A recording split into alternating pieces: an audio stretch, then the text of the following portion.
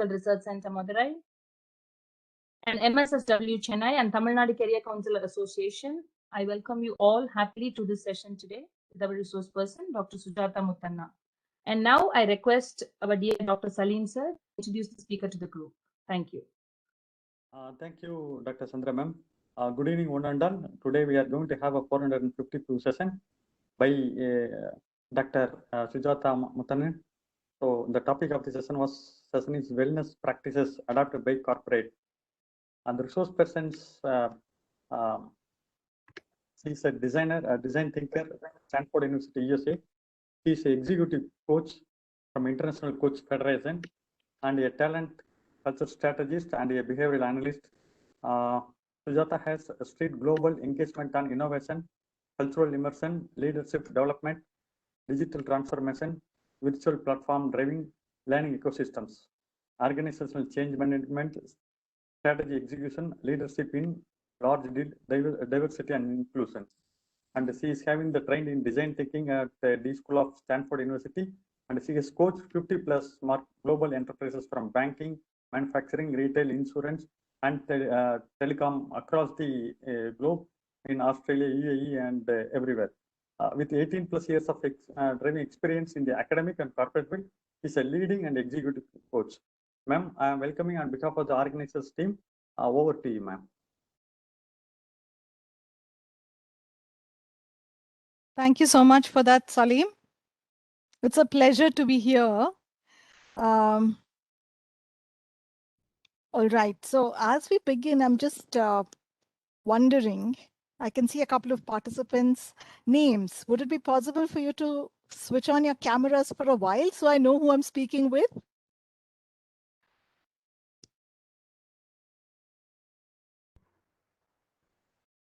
Is it possible?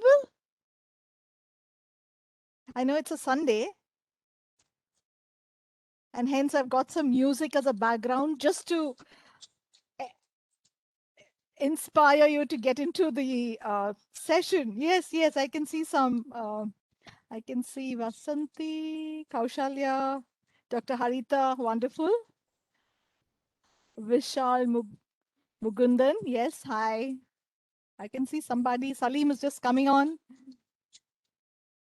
Salim, your background's eating you up. Who else? Who else is going to be joining us today? Hi.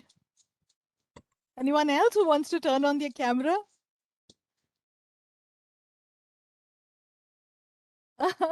Okay, all right.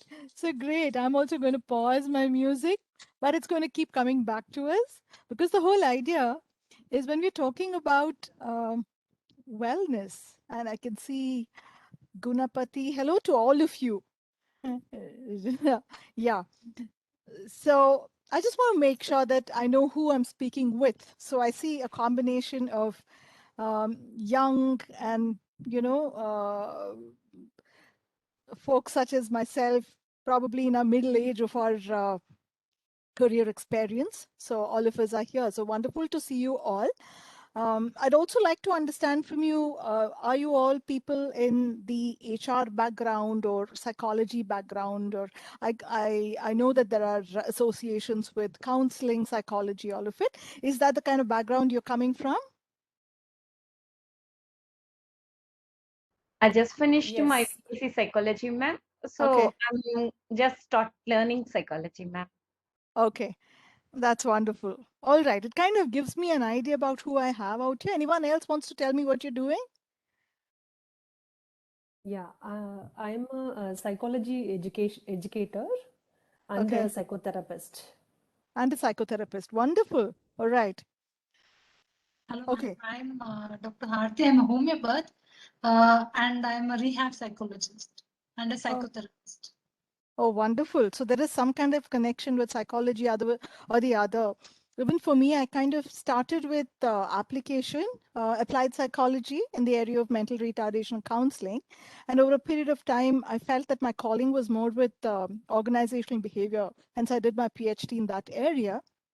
So it's wonderful to know who I have as my audience, because it also gives me a sense of where you would be coming from. And so I can kind of give you a glimpse. So as part of this session, what I was thinking was, I come from Infosys, but I'm not going to only focus on what we do in the organization. I'm going to give you a spectrum of information of what is happening in the industry and how, as part of our strategy, we address wellness and how do we arrive at it. While organizations might look at these as activities or events, but for some of us who've been with the organization for a while, we look at that in a slightly strategic manner, because we're looking at the organization, the strength of the organization, and where we want to go or what we want to achieve as part of our strategy in the next couple of years. So I'm going to take you through what has been our conversation, what have been some of our conversations in putting together some of the strategies. And I'm also going to take you through, the why, right? And you will see that as I jump into the slide presentation. Okay, so stay on.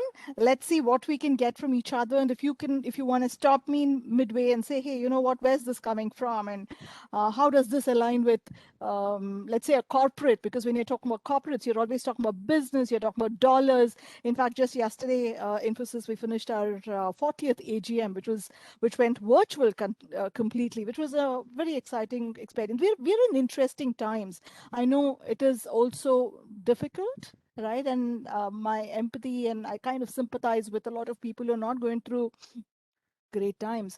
But we are in a situation where things are changing, and the way in which we were seeing things probably a couple of years ago, even about 3 years ago, is very different from how we are viewing the world today. So there's been transformation. I work in the space of digital transformation a lot, but at the heart of all of that is people. And that's why this conversation on, why wellness is so important to the corporate sector is very important and dear to my heart. So I'm going to share my screen.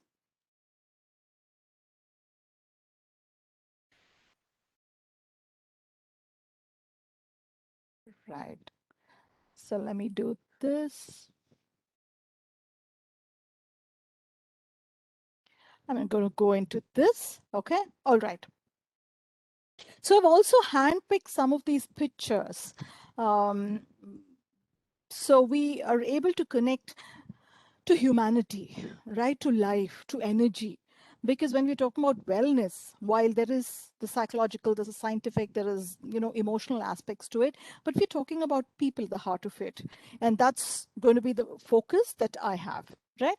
So here is something that I've done as part of the work that I do in my organization. I've reached out to, spoken to a lot of people, just generally touching base with people to have different conversations.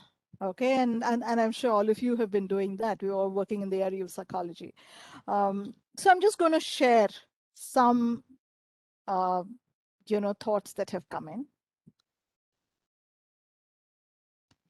Okay.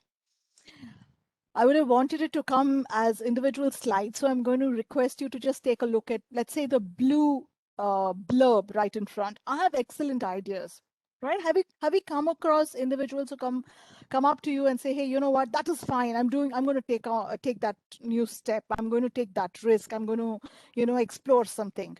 Okay. You also have people who come back and say, hey, you know what, I'm not able to get my head around this particular aspect because I don't know where it's coming from, right? I need more information around it. You might have some people who say, hey, you know what? I love going for parties. There might be other people in organizations, and I'm talking about not just when I say organizations, it can be an enterprise, it can be an institute, all of these, anything that comes together, groups of tribes that are coming together to form, entities are coming together to form or address a common objective, right? Or there could be a person who would come back and say, hey, you know what? I just can't participate in these meetings because I don't even know this client. And how am I going to ask that client what the question is? I am not able to understand, just an example, the finance domain, and I don't know why this particular problem is arising, but I'm a little shy, Yeah, I could be quiet around strangers. Or you could meet with a person, and these are all people we've met in our teams, we've had in our teams, or probably at some point we've also gone through some of these things. I often remember where I put my things. Yeah. Or a person might say, hey, you know what? I'm very clear about what I want to do, when, at what time. Or there might be a person who says, I don't have the time to listen to this entire thing. Why can't they just come to the point, right? Why is Sujata here talking about all these things? Why can't she tell us about wellness, right? Because that's also something that people have as a need, because we're talking about something which is much deeper, right? Or you could have somebody who can come back to you and say, hey, you know what? I feel so emotionally connected with what is happening. I sympathize with you. Or they can be somebody who comes back and says, I don't know. I know everyone goes through difficult times, but let's move on, right? So there could be a certain amount of blunting. What are you seeing? What is it that you're sensing when you see some of these messages out here? And I want to hear from all of you.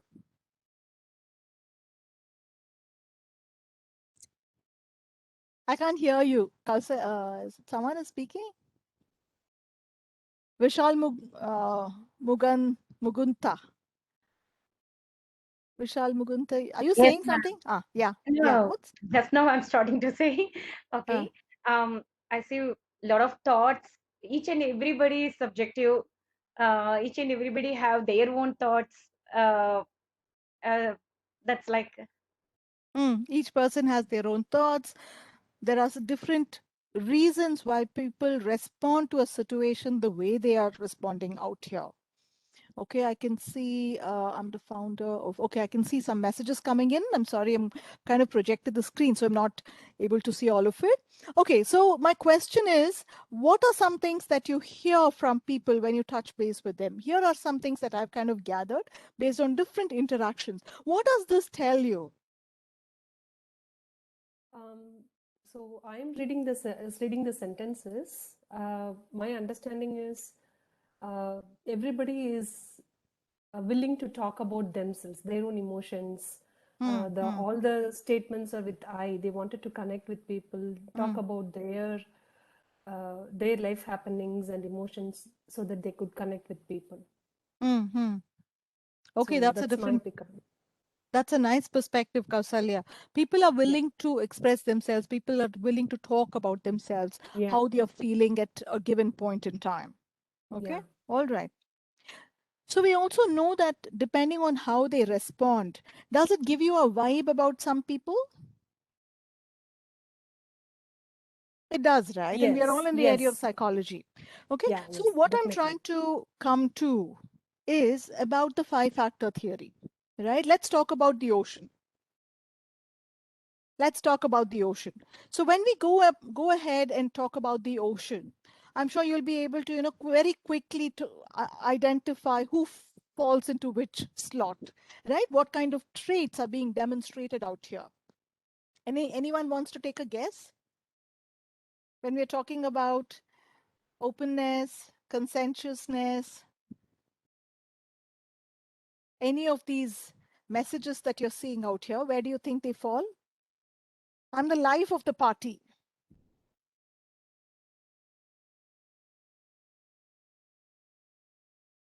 The extroversion, right?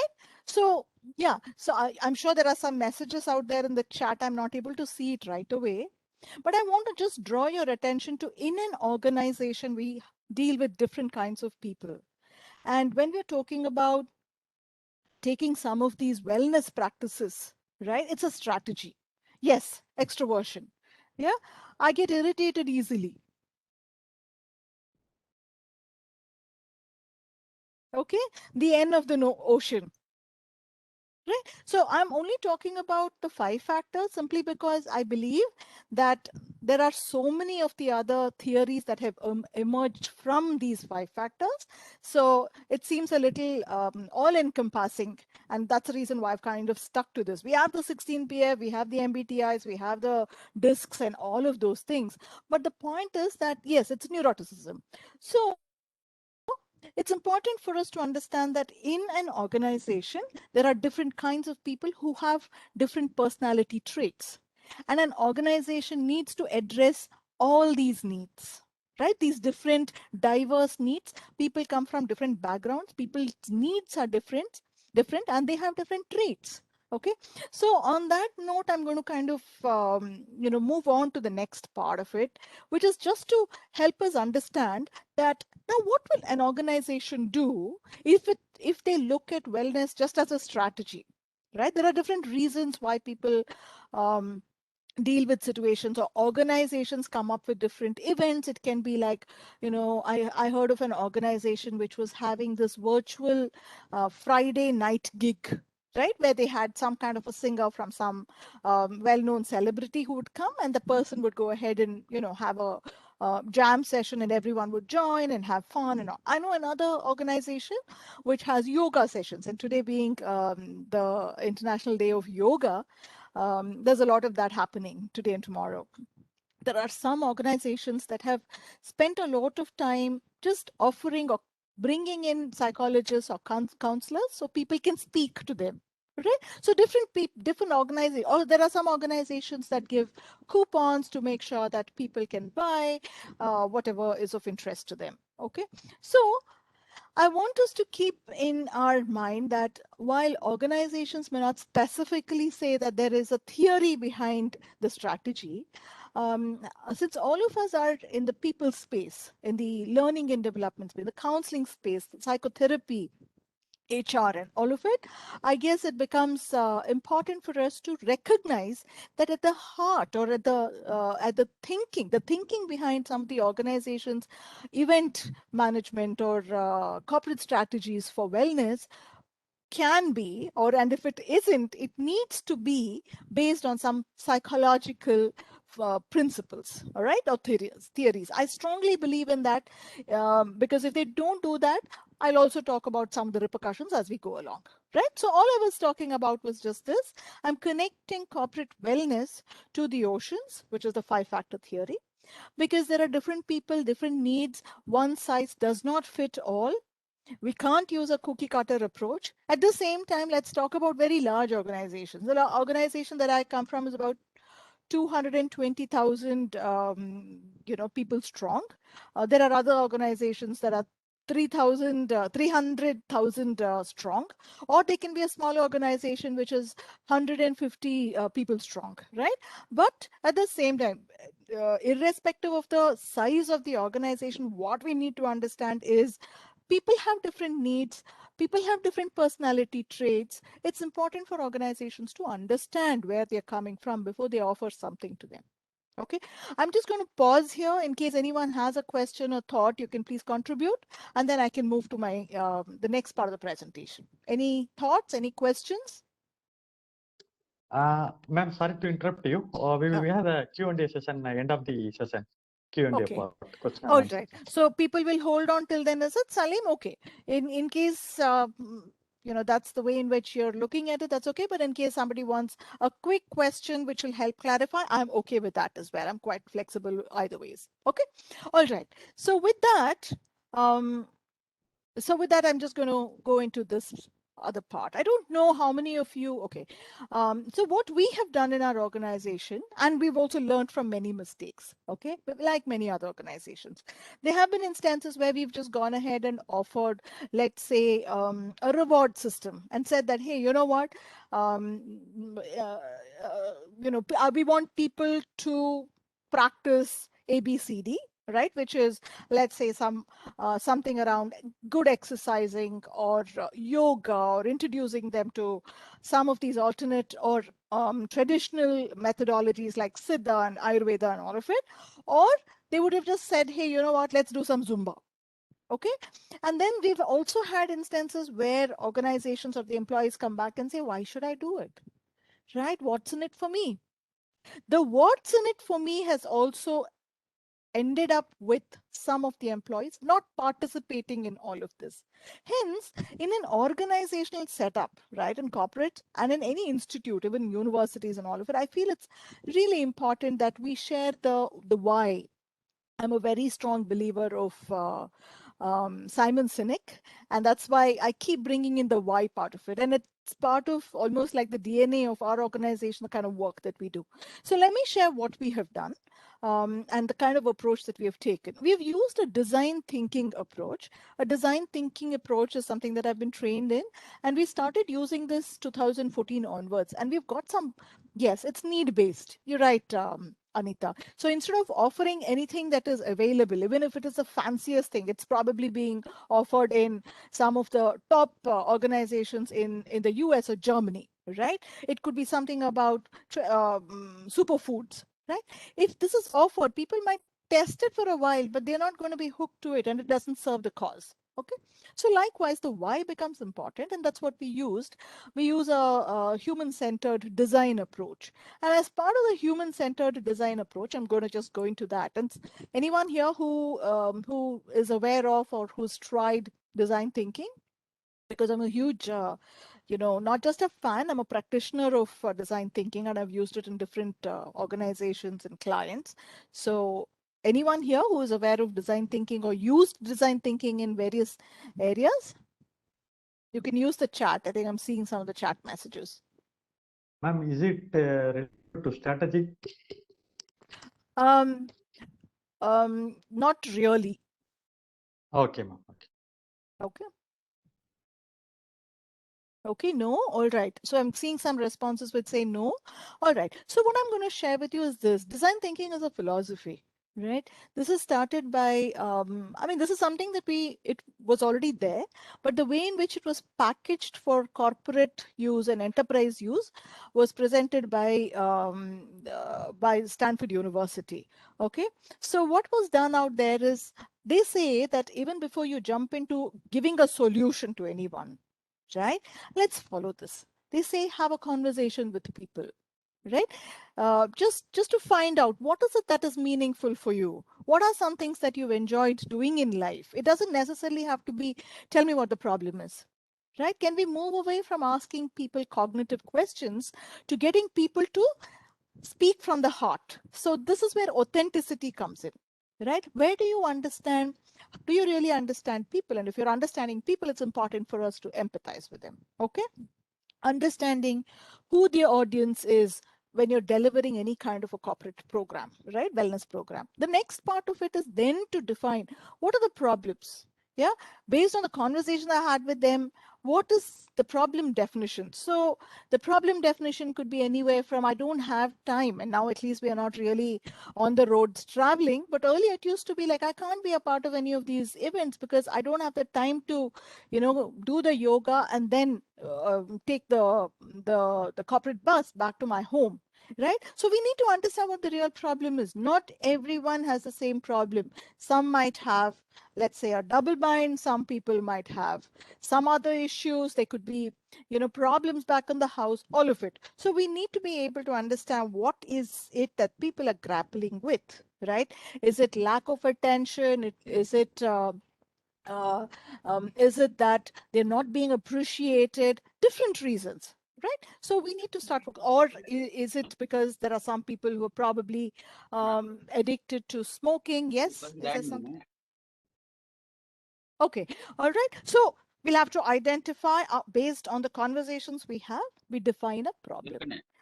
After that, we start finding a solution for the problem. The third box that you see out there, which is the ideation phase, is when cross-functional teams, people from delivery who are hardcore into technology, people from business, people from HR, people from consulting, people from, let's say, infrastructure, all of us would come together, brainstorm to find out, okay, here's what we are hearing are the different problems people are grappling with. Now let's try and find a solution for it. Okay. Is there somebody who has the microphone on? You might probably want to go and mute. I will mute it, all the participants. I think it's better. Okay. Yeah. But any questions, please feel free to ask me. Okay. All right. And I'm going to continue out here. So the first, and this is not a linear process. It's not like you have to have these conversations, then you have to identify a problem, then you have to, find a solution to the problem. That's not the way it is. We call it a very iterative process. And in organizations, you'll hear this term, which is agile. agile, scale, DevOps. These are all the terminologies that are being used in the organization, in the organizational context, to bring in flexibility so that we don't have to finish one chunk of work before we move into the other. So you can empathize, you can have a problem definition, you go back to them and say, hey, I heard that the problem here is that there are some people who are not able to make time to have their exercises at this time. And it's more about nutrition that you're interested in. Yeah, so you're going back to your end users. That's why it's called human centered.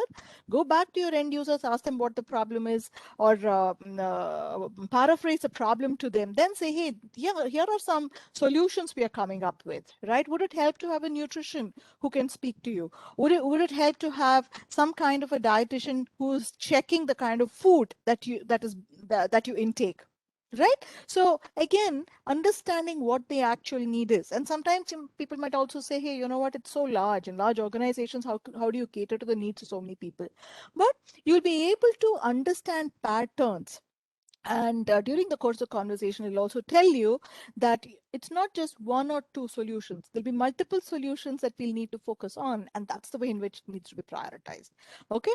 So coming back to design thinking, the philosophy around it, after you've looked at a problem, looked at a solution, which is you ideate with multi-functional, cross-functional teams, you ideate, and then you come up with a possible solution. You keep going back to your end users. They can be distributed. In our case, we had people in Germany, we had people in Australia, we had people in India from different business backgrounds. We want to keep checking with them. What is meaningful for you? Right? And then we come up with prototypes and say, okay, this is a package. This package has a little bit of Zumba. It has a little bit of music. It has a little bit of this jogging and all of it. Is that going to be meaningful for you? They'll say, okay, we like this part of it. Probably you're spending a little too much time around this. So that's how we make these corrections instead of deploying whatever we think is right. And then the feedback comes back and says, hey, you know what, this is not relevant. Okay. So quickly, this is the flow. You empathize, you define the problem, you ideate the solutions. You keep going back to your end users with a prototype of the problem solution that you're going to go back to them on, and you test once you're deploying. And this is a very iterative process. You can go back and say, hey, you know what, when we were deploying it, we felt that along with all of this, we also need to have a certain amount of counseling that is offered to them. And in some cases, let's say at an executive level, you need coaching. So these are all things that we gather as we go along. Okay. All right. So just to give you a view about what's happening in different organizations, the way wellness is seen in different organizations, whether it is a Google, they spend a lot of time on, creating a space for people, right? Or it could be, you have the slides out there, you have a lot of entertainment that is happening. Or we keep hearing about these in 2021, we were hearing a lot of this kind of specific schedules. And I think we heard it in 2020 as well, right? In the month of August, we'll do this. In the month of May, we'll do this. And that whole month, it's about such activities, whether it is a wellness Wednesday or a thoughtful Thursday, or getting somebody from outside to speak, or getting people from here to showcase something that is happening. All these are specific activities. So here it is, there are different tracks, and there are different activities, events being planned under each of these tracks, right? I can talk about my organization. We call it HAIL, which is Health Assessment and Lifestyle Enrichment. And it encompasses leisure activities, work environment, so we look at three things: the work, the workplace, and the workspace. At Infosys, it was very important for us, especially in 2014, we had a CEO who was Vishal Sikka, and who was my mentor as well. So he would talk a lot about open spaces. He said open spaces also create a lot of innovation, right? People can think. There's a lot of creativity in that kind of an environment. So he made sure that everything we could write on all our glass windows. All our tables had glass on it. So if we had to quickly do a problem solving or something around design thinking, we could just scratch wherever we wanted. And even in a Palo Alto office, that's how it was. Very, very beautiful. You had these huge boards where you can go on brainstorming. You can use all kinds of techniques out there. Okay. So the work environment, there was a lot of focus on fitness. There was a lot of focus on online solutions where people would be allowed to take different kinds of assessments, evaluate where they are, whether it's the food, it's the sleep time that they get, various things, right? We also had the safety part of it. What do we know about, let's say, some of our safety practices, whether we have in case of an emergency, or let's say in case of the floods that happened like it happened in Chennai. So there was a lot of information. And in case over and above this, you want to reach out to somebody outside, who are your touch points, right? It also connected to the IC Investigative Council, where we had in terms of behavior, sexual act, challenges, in case there was something that was happening, a lot of awareness was being built, right, within the organization on safety and health. Under the health thing, there were assessments that they had to take. We had medical checkups. Then there would be a tele counseling that we continue to have. You can pick up the phone anytime and speak to these people.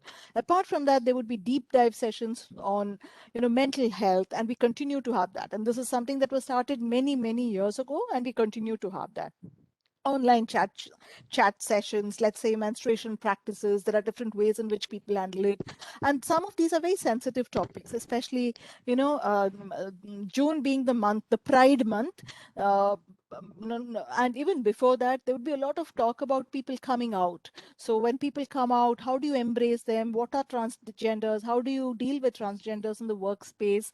Why is it important to have an inclusive kind of an environment? All of that would be there. Then we would have stress audit tools, all of that, right? And in fact, what you're seeing out here is, and the one I'm talking about is out in the open space also, so you can pick it up from there as well. Leisure activities, how do you continue your photography, your music? All of these encompasses health assessments and lifestyle enrichment. So it was not just about work. Work can be accelerated, and I'll come to that as well, right? And because there is a correlation between productivity at work and the health and wellness practices of the organization. If the organization is willing to listen to what's happening to people, right, they're not able to, let's say, do you have the right kind of anti-glare on your laptop, because you're spending so much of time on your laptop? Does the organization help you buy it or procures it for you, right? These are all things that talk about the sensitivity of the organization, because it tells us that, hey, you know what, wellness is not just what is meaningful for us. Wellness is what is meaningful for you. It has to be meaningful for you, and that's where all of this is taking us.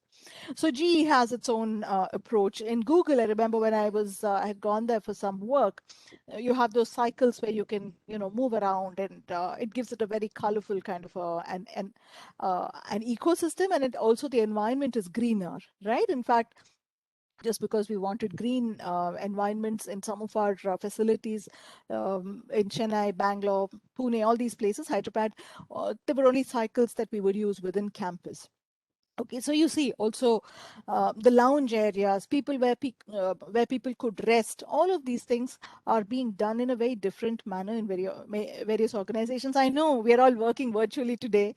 We are all in our own homes, and it's important for us. And at some point, the hybrid model is going to kick in, and at that time, we're going to go back in small little groups, right, where we get to engage with the others. Organizations are listening to what people are asking for. Some of it could be that I want to just stay at home in the confines of my house and do my work. I'll work from home. While others say, hey, you know what, I also want to see, I want some social activity. I want to meet up with my friends. So organizations are slowly trying to blend this hybrid working space. And all this is part of wellness, right? Okay. So just to kind of, okay. So I want to take you through these 5 pillars. I'll just move this. So what you see out here are, as part of the Infosys campus, we have some beautiful campuses. This is our campus in Bhubaneswar. Okay, so it's shaped like the hull of a ship, and this is a swimming pool. The whole idea is people should want to come back to work, to use the facilities out there, right? But just dangling a carrot, and I'll come to that now, is not going to help. We'll have to use a strategy around it, or we'll have to really, it's not just a strategy, it's also how can we be authentic as leaders in an organization to understand the real needs of people before we come up with a wellness package or wellness initiatives in the organization, right? We might have the best of interests, but we might and bring in the different kinds of speakers from who are experts in different areas, but it has to be relevant to the end users, people or employees in your organization. So I'm going to share this one with you, and I've kind of referred to HBR articles just to correlate it with what organizations tend to do. So these are the 5 pillars that are coming up. Let me just see. All right, so all the pillars have come up in one shot. So the 5 pillars that organizations tend to focus on or need to focus on to come up with robust strategies that address multiple needs. Yeah, it's not just addressing one level of the hierarchy. You need to address across. And what's the involvement? Because at the heart of all of this, it's also about the values of your organization. What do they stand by? In times of a crisis, how do you deal with different situations? Okay, so wellness packages and initiatives in large organizations can follow some of these principles. There is a multi-level leadership. Now, let's say if there is, if the managers in an organization talk about, let's say, that individuals need to have X amount of exercise, and all of us, in fact, in my organization, we are all given Fitbits, right? But then is that sufficient? We need to be able to see if the leaders in the organization are walking the talk. So what is the C-suite's involvement in such practices? Yeah, why is the C-suite involved, and do they think that they are as invested as the rest of the managerial layer or the executive layer in the organization? So this multi-level leadership is important in any kind of wellness programs. It's not I'm sitting on a high on a pedestal and I'm going to dictate some terms and the others will follow.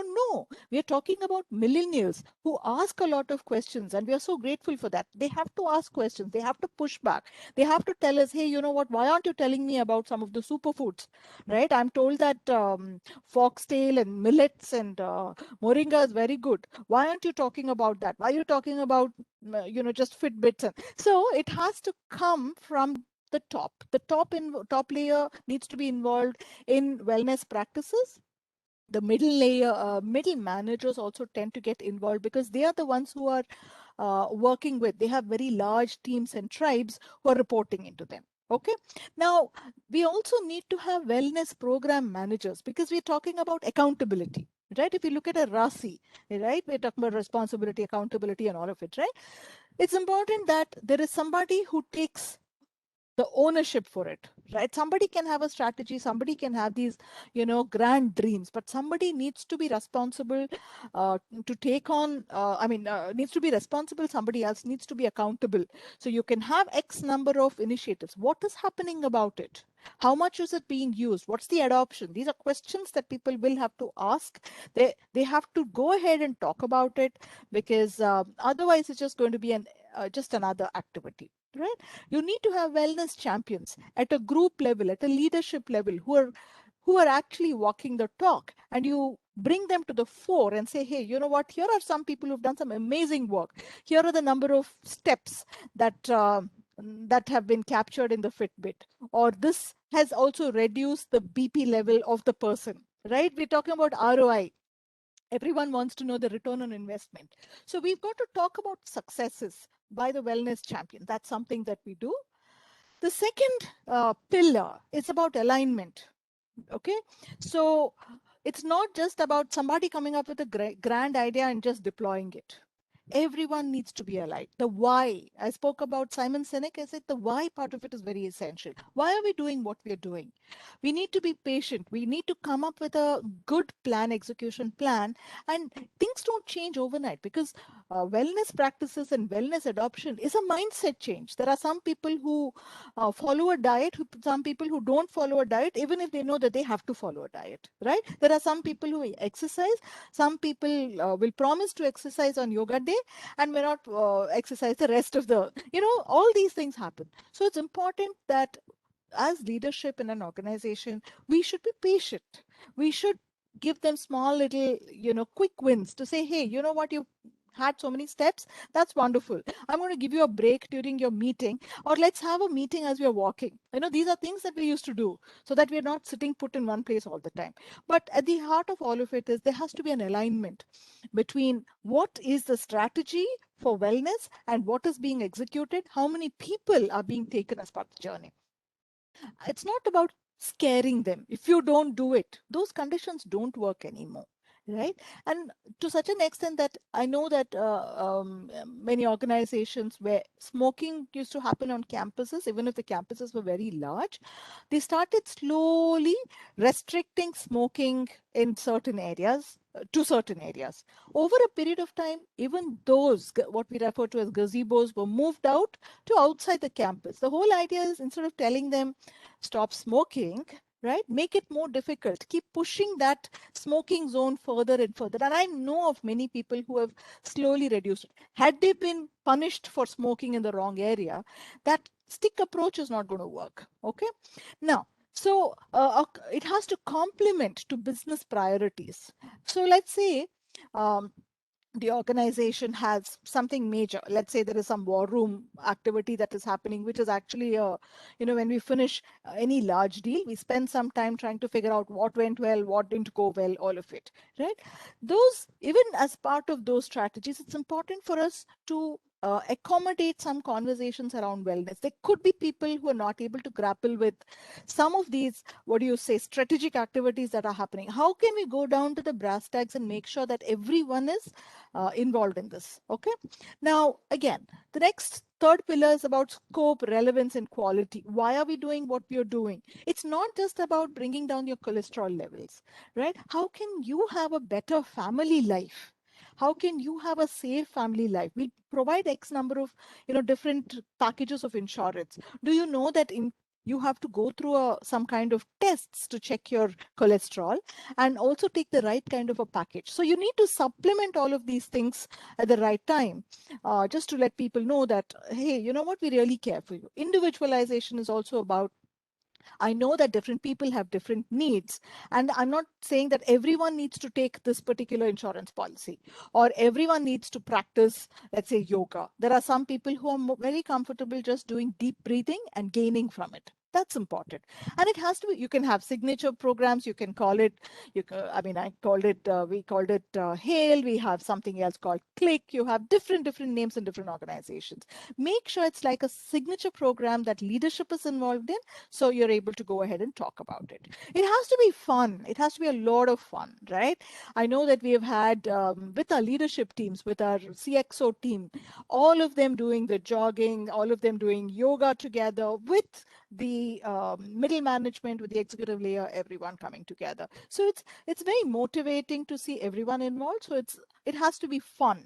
Okay, we have leaderboards. Earlier we used to have leaderboards to say it. So even now we have leaderboards, even if you're working virtually, to see how much, what kind of points do you have on your Fitbit, what kind of yogas have you tried, or asanas have you tried out, and then we post it in a particular place. All that fun is important, right? Make sure that the standards that you maintain are very high, get the right kind of people, all of it.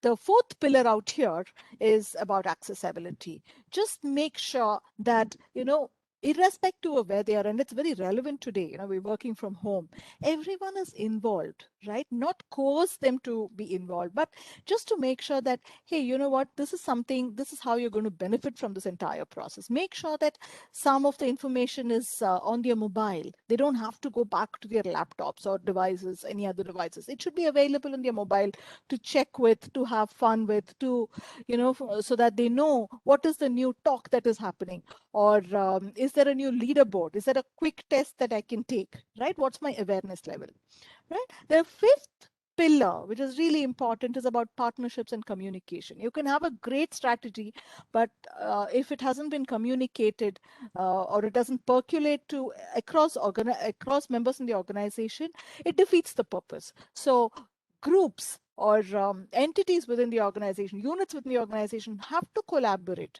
And at the heart of all this, and I mentioned this earlier, is trust building. right? I trust that your intentions are clear. When you're capturing my data, let's say there's somebody who has a high BP or somebody who has a, heart problem. You're going to use this in the right way, right? So collaboration is important. Trust building among people within the organization and the leadership is important. The third one is about culture, right? Do you really understand that people come from different backgrounds? There is a culture of the organization. You're looking at some of the values that the organization stands for. How do all these activities align? Right? Do you include people from diverse backgrounds? The diversity, inclusiveness, there are people who have different kinds of challenges. Let's say you invite people to come in for a yoga, but there are some people who are not able to move their wheelchair up into that place, right? So that's not being inclusive. So it's important for us to recognize and appreciate that there are different needs, and hence these pillars are what typically, this is overarching for many organizations, and if they're not using it, probably there could be a disconnect which we're trying to avoid. So I just want to share this one here because I want to keep the rest of the minutes for questions. Just wanted to share that corporates, organizations, industries since 1864 have been listening to people's needs, right? And that's how all these policies, wellness policies, have come into play. Way back in 1864, whether it is the mining industry where they tried to prevent black lungs, right? Because why did they do that? Because they felt that if you're able to take care of so many people, the churn is going to be lesser. And if the churn is lesser, you're going to be more productive, right? So, or the Anderson Corporation in 2001, where they started looking at cost saving. They were able to save 1.5 million because otherwise people with unhealthy or who are not very healthy were losing so many X amount of days, and because of which the organization was standing to lose. So what I want to share is we are now in the fourth industrial revolution, and wellness is an 8 billion industry. We're talking commercials out here.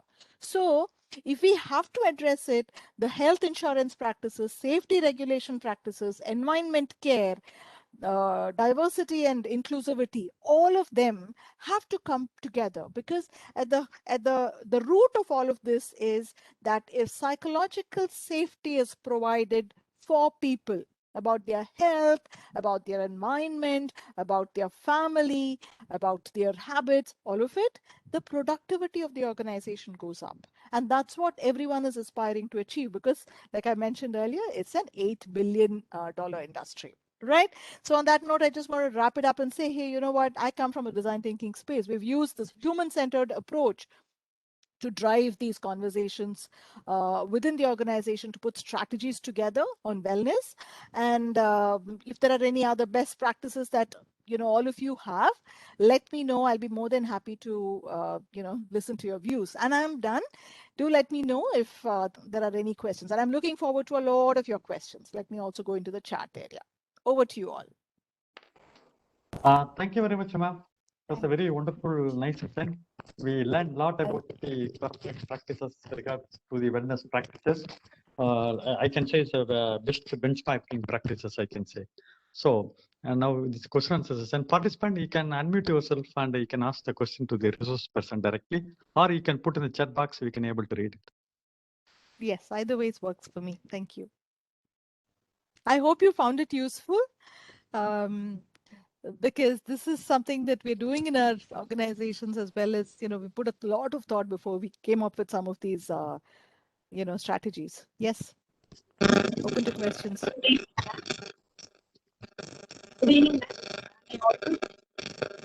Not audible. It's a little garbled. Yeah. Now, Sunday, no? Yeah. Yeah. Yeah. Sunday, there's a load on the system. Yes, it's better now. Please go on. Yes, ma'am. My question is, from about more than a year, the working scenario has completely changed in a least expected manner. There are lots of issues going on in the home front since people are working from home and the kids, children are handling classes from home. Would you just recommend a better model, a simplistic, applicable manner in which it can be applied to day-to-day life? Because we see this is not going to change in a few months, possibly. So, because there are lots of emotional issues happening as well at home because of this working model from home. Mm. Can you suggest a simple model which is applicable?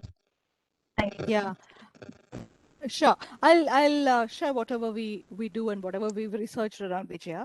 So it's like this. I mentioned about this hybrid model, right? Hybrid model in organizations is about spending a little bit of time, working from home and some part of the time going out and working from what do you say, satellite offices. Okay. However, we can use the same kind of a methodology also within the in the house context, because there are some say, and I have an 18-year-old, okay, so who always says that all activities, there's so much of time he has to spend in front of his gadget, and I don't believe so, because there are some activities that can be done outside of looking at your screen, so you can reduce your screen time. That's one part of it. The other part of it is, as parents, how are we role modeling this? If the children end up seeing us in front of our systems all the time, then it's a wrong message to expect the children to change, but then we can't change. Okay, so there are different ways. One is about how much time do you spend playing a game together, let's say a board game, or having a conversation together, or probably writing a story with all of you sitting away from your desks, right? Because there is so much of time that you're going to spend on your desk and you can't do without it. Your online classes are in front of your systems. So in the family, you can come up with some of these practices where you can role model and create some time and bring in some kind of a structure around it. Let's say on a Tuesday and a Thursday, you're going to have 2 of your meals together at least, and on all other days you're going to have 1 meal together. That's the time that you connect, you understand what's happening there, right? It also helps you socialize. It also helps you get an insight about what's happening in their virtual worlds, right? Because they get exposed to so many things and some of it may not be safe.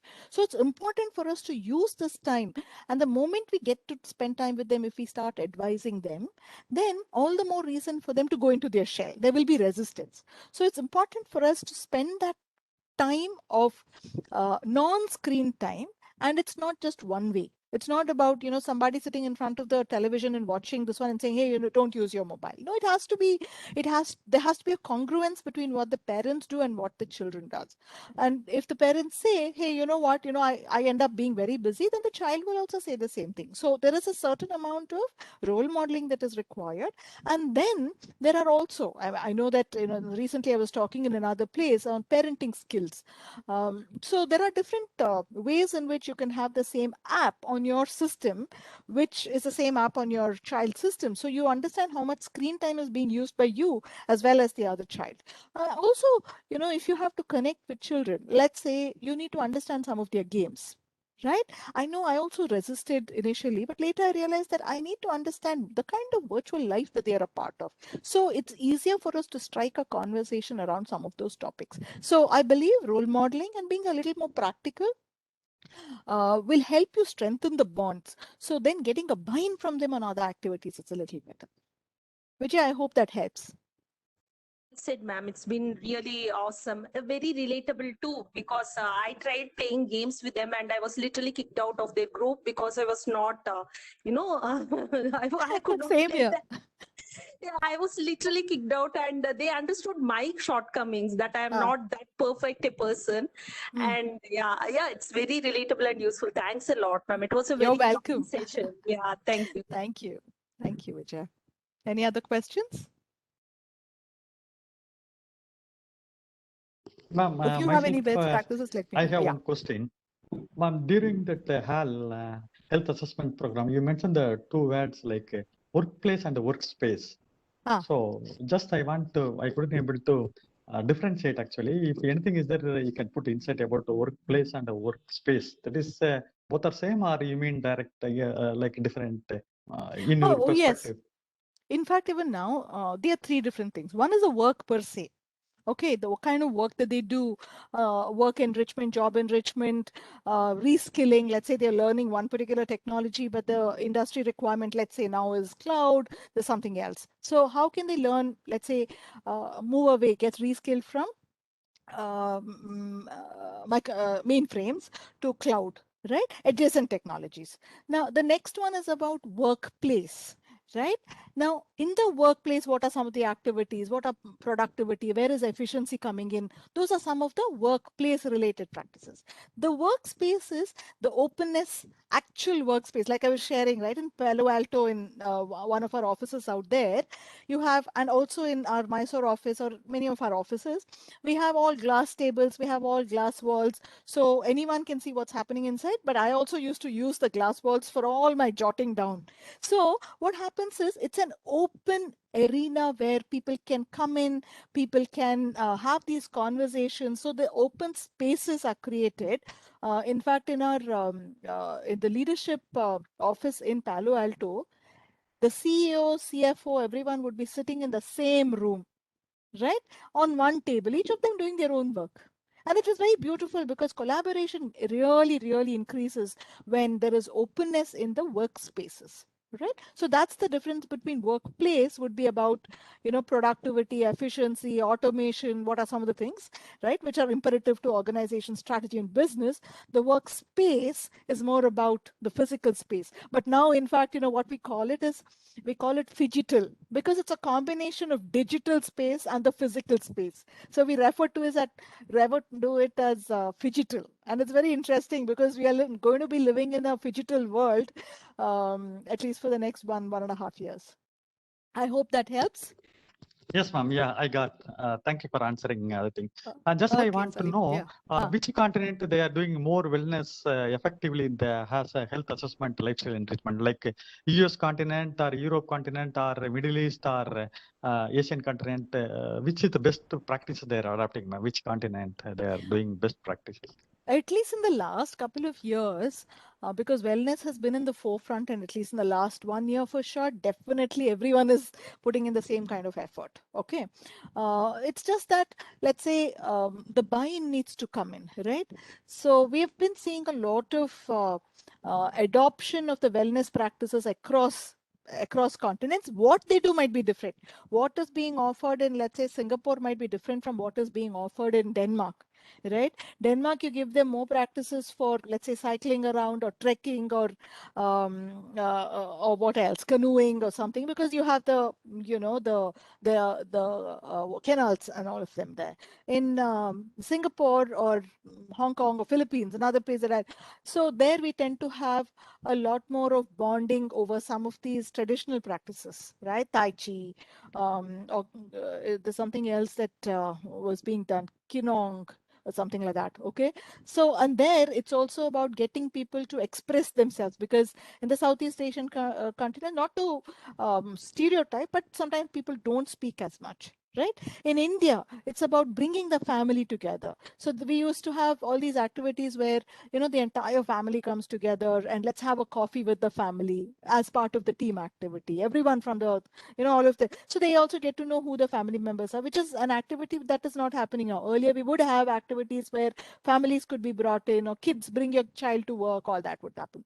So it's different. I mean, I won't be able to say specifically which is an area, which is a country, or in the US, there are different kinds of activities, marathons and different things, or yoga. Suddenly they want to take to yoga because there's so much of thought around yoga, and some of the food practices, intermittent fasting is quite a fad nowadays. So we see that happening. So there are different ways in which it happens, Salim. Okay. Thank you, ma'am. Thank you so much. You're welcome. Any other questions? Good evening, ma'am. I am Amrut Muzumdar, practicing clinical psychology in Chhattisgarh, Raipur. Prior to this, I worked in corporates for 30 years and worked in junior and middle management. Okay. I wanted to know that what can be done to encourage employees to express themselves, especially their agonies, because there is a distance, or there is a thought that it is a exploiter and exploited classes, where they maintain a distance with the management. But definitely, it is they function in coordination. Productivity will be far better. So, what can be done Absolutely. to encourage communication or expressiveness amongst the employees? Yeah. This is a very interesting question. I remember doing this sometime about 10, 12 years ago. We had similar things, and it can really impact not just relationships, it can impact business. Because let's say a new entrant in a particular team has some great ideas, but is not able to express themselves or doesn't feel comfortable to express themselves. So we had a whole lot of activities, behavioral skills development, which is professional skills development. And one of the design that was put together, I called it Speak Up. Okay. The whole idea was to get people to speak up. But that's not as easy as it is. The idea is to find out what stops them from speaking. Is it hierarchy? Is it content? Is it the business context? Right? Is it some past experiences? We need to put some design to understand what actually will make people more comfortable to express themselves, right? So that's one part of it. The next part of it is when the rubber hits the road. Let's say they get into a project after all their training. If they end up with a manager who says, you don't speak in front of the client, I'm going to be the one who speaks, then it defeats the entire training. So managers also had to be trained to say, hey, you know what, they can make mistakes.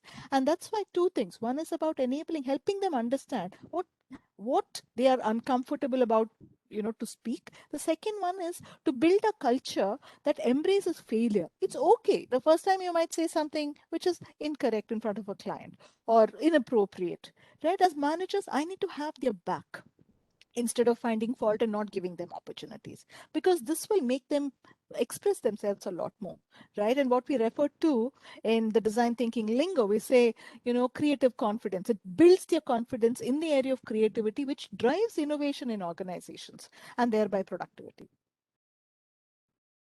Do you mean to see, ma'am, that it is a frontline management or second line manager who need to be trained or who need to be more involved into helping the employees to express themselves? Both of them, They need to actually. be monitored.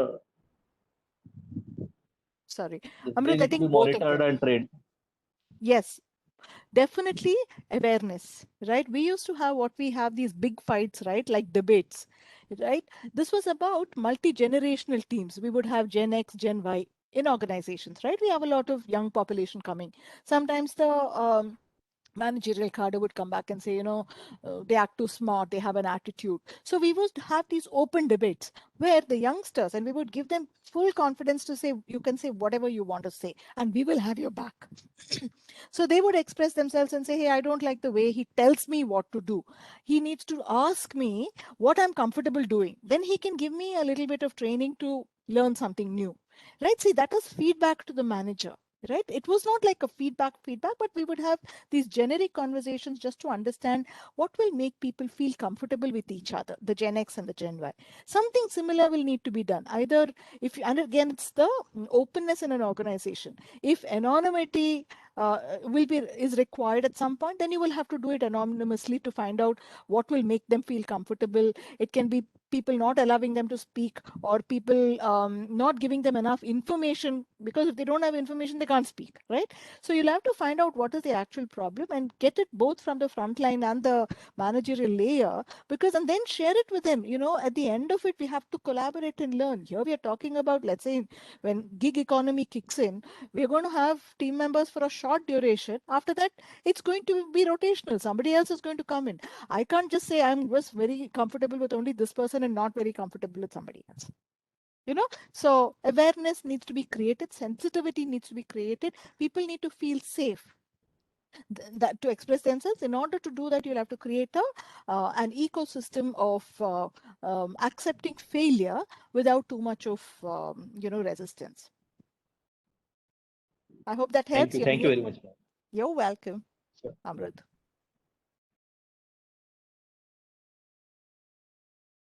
Any other questions?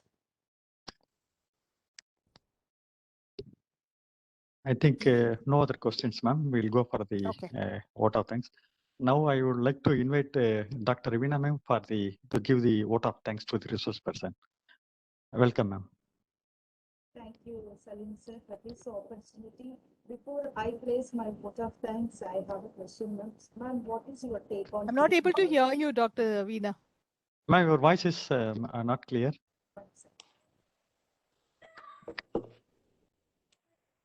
Is it okay now? No, it's not audible actually. It's very less. Can you increase the volume? No.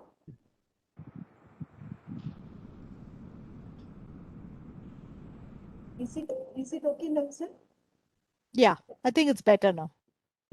Okay. Before I take the opportunity to convey my gratitude, ma'am, I have a question. What is your take on lead management? On? Lead management. Not able to hear you clearly. What management? Lead management. There are 3 types of managements like boss management, lead management, and there's a thread management. So what is your take on lead management?